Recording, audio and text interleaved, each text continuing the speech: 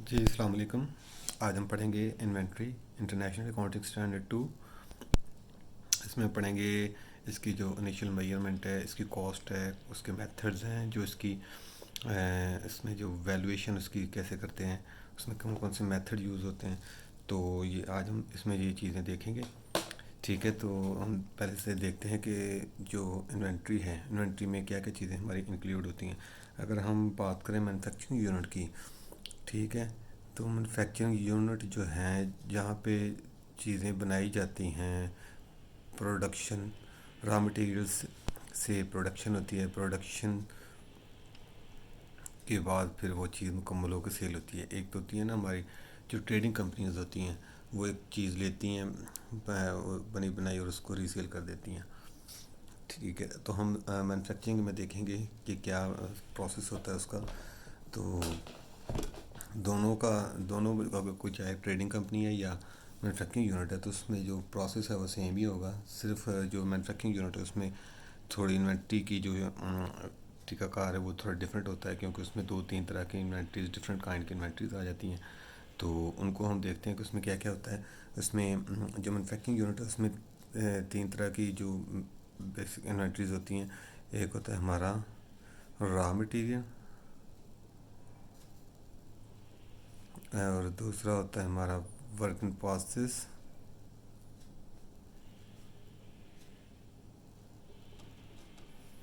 और तीसरे नंबर पर होती है हमारी फिनिश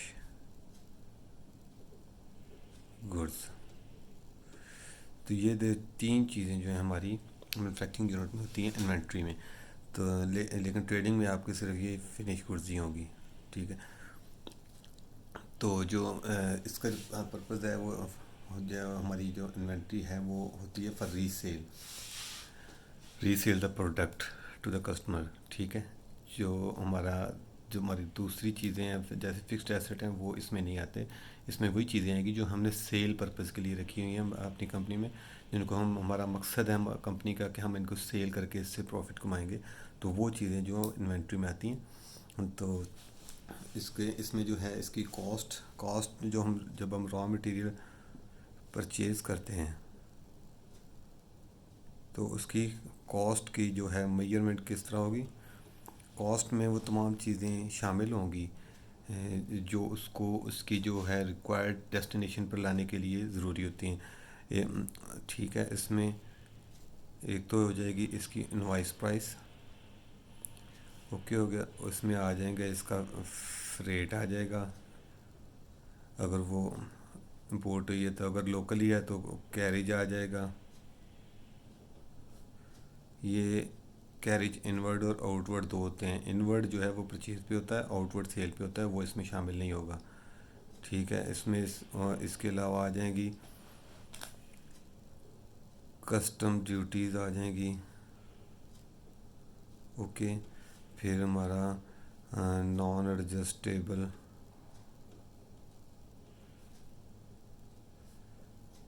टैक्सेस आ जाएंगी, ओके।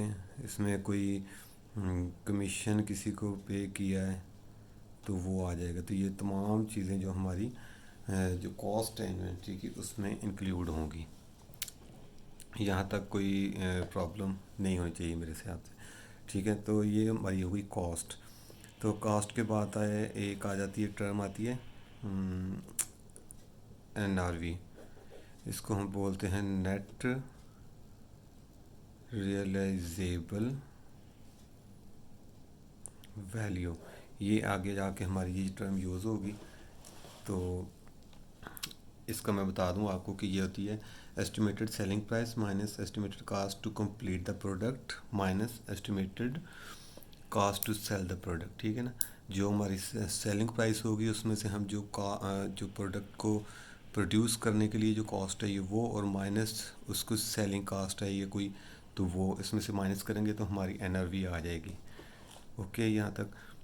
आगे हम देखते हैं कि इसमें जो हमारे मेथड यूज़ होते हैं जब हम इन्वेंट्री इन होती है और आउट होती है, उसमें जो दो मेथड जिनको हम जो है स्टैंडर्ड गाइड करता है जिनके बारे में, वो कौन कौन से हैं जो मेथड यूज़ हो रहे हैं हमारे।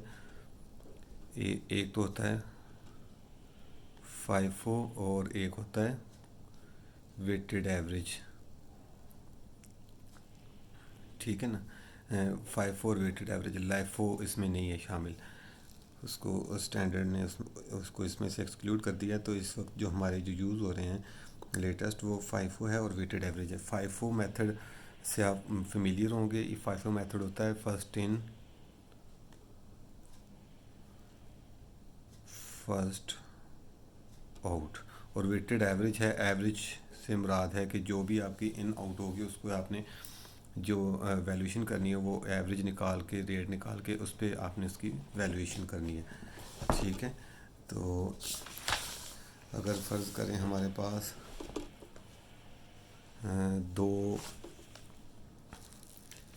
दो आइटम्स हैं, हम देखते हैं कि पहले हम फर्स्ट इन फर्स्ट आउट को देखते हैं। दो आइटम्स हैं हमारे पास, एक हमने ए आइटम हमने परचेज़ की है 100 यूनिट एट 10 पर यूनिट, ठीक है। बी आइटम हमने परचेज़ की है 100 यूनिट एट 12 पर यूनिट। सी हमने यूज़ की है, इस्तेमाल परचेज़ की है 100 यूनिट एज 13 पर यूनिट, ठीक है। और हमने सेल किया है 150 यूनिट, ओके हो गया। तो इसको हम देखते हैं कि हम जब इसकी कॉस्ट ऑफ गुड्स सोल्ड निकालेंगे तो हम इसको इन आउट इसकी कैसे करेंगे, हमने देखना ये है कि इन आउट इसकी कैसे होगी। तो ये first in first out method है। तो इसमें से 150 जो है यूनिट हमने सेल किए हैं, 100 इसमें से निकल जाएंगे, ठीक है। और 50 इसमें से निकल जाएंगे, इसमें 50 बकाया हमारे बच जाएंगे और 100 जो है ये बच जाएंगे। तो हमारे जो लास्ट पे यूनिट बचेंगे वो 50 ये वाले और 100 ये वाले, ठीक है। इस तरह से हमारी जो एंडिंग इन्वेंटरी हमारे पास आ जाएगी, इसकी हम वैल्यूएशन कर देंगे, ओके। और अगर वेटेड एवरेज है, वेटेड एवरेज में हम इसी को देखें, अगर वेटेड एवरेज में हमारा 150 यूनिट्स पर सेल होंगे तो हम तीनों को टोटल करके इसकी कॉस्ट को टोटल करके डिवाइड करेंगे। फ़र्ज़ करें ये आती है आपकी 15,000 आती है, ओके, और ये आपके 300 आ गए। तो आप इसको इस पर डिवाइड करेंगे, जो भी आपकी एवरेज आएगी उसको आप 150 यूनिट से मल्टीप्लाई कर देंगे। फ़र्ज़ करें ये 15 आती है तो इसको आप मल्टीप्लाई करेंगे तो जो वो आपकी एंडिंग इन्वेंट्री आ जाएगी वेटेड एवरेज के मेथड के साथ, ओके हो गया यहाँ तक। इसके ये 5 और वेटेड एवरेज की आपको समझ आ गई होगी। ये बहुत सिंपल सा है। लार्ज अमाउंट ऑफ इन्वेंट्रीज जब होती हैं ना तो उसमें थोड़ी कॉम्प्लिकेशंस होती हैं, लेकिन मेथड अगर आपको पता है तो उसमें आपको कोई इशू नहीं होगा, आसानी से समझ आ जाता है, ठीक है। फिर इसकी आ जाती है वैल्यूएशन, ठीक है। जब हम कि हमने बैलेंस शीट में किस अमाउंट पे, किस वैल्यू पे शो करना है हमने अपनी जो इन्वेंट्रीज़ हैं। बैलेंस शीट में एसेट साइड पे जो इन्वेंट्रीज़ आती हैं, इसका जो बेसिक फार्मूला है वो है opening stock, okay, plus purchases minus discounts कोई दिए हैं, डिस्काउंट्स आ जाएंगे, ट्रेड डिस्काउंट और दूसरे डिस्काउंट जो हम देते हैं परचेज पे वो माइनस हो जाएंगे, ठीक है। वो परचेज इसमें ऐड हो जाएगी और लेस क्लोजिंग स्टॉक, ठीक है। और ये जो चीज़ आपकी आएगी ये आ जाएगी आपकी कॉस्ट ऑफ गुड्स सोल्ड में, ये आपके प्रॉफिट एंड लॉस में आएगी। ये आपका क्लोजिंग स्टॉक जो है ये आपकी बैलेंस शीट में करंट एसेट में शो होगा, करंट एसेट में शो होगा, ये बैलेंस शीट की करंट एसेट में, ठीक है। इसके बाद जब हम इसकी वैल्यूएशन करते हैं तो उसमें है कि लोअर ऑफ कॉस्ट और NRV, ठीक है। ये एनआरवी मैंने आपको बताया स्टार्ट में, एनआरवी क्या है और कॉस्ट जो है उसकी जो एक्चुअल कॉस्ट है, ठीक है ना, कहाँ जो मटेरियल की एक्चुअल कॉस्ट आ रही है। अब इसमें से जो स्टैंडर्ड गाइड करता है इस बारे में कि इसमें से जो लो है वो आपने उस पे आपने अपनी इन्वेंट्री को वैल्यू करना है। फ़र्ज़ करें कि आपके पास जो एक्चुअल कॉस्ट है वो आ रही है 10,000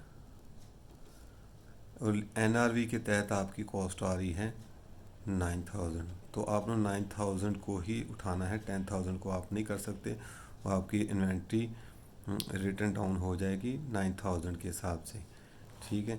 तो अगर हम देखें कि हमारा एक रॉ मटेरियल है, उसमें उसकी जो 100 यूनिट्स हैं, तो 10 से मल्टीप्लाई करें तो 10,000 हो गया, ठीक है।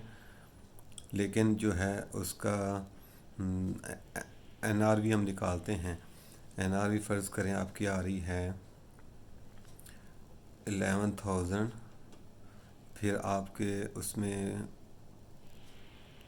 ये चीज़ इसमें शामिल है आपका कॉस्ट है, इसकी cost to complete the product, और इसमें से आपने दिया है फ़र्ज़ करें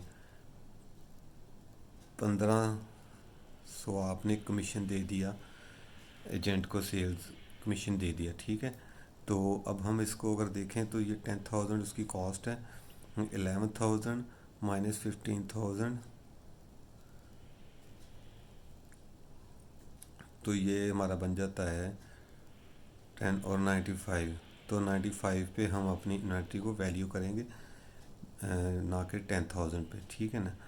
तो इसका आपने फार्मूला याद रखना है। ये कॉस्ट तो एक्चुअल कॉस्ट है, एनआरवी है selling price minus estimated cost to complete the product and minus estimated cost to sell the product, ठीक है ना। ये फार्मूला इसका ये याद रखना आपने, और ये कॉस्ट है, इसमें से जो लो होगी वो उस पर आपने अपनी इन्वेंट्री को वैल्यू करना है। ओके हो गया, इसके ये सारी चीज़ें आपकी क्लियर हो गई।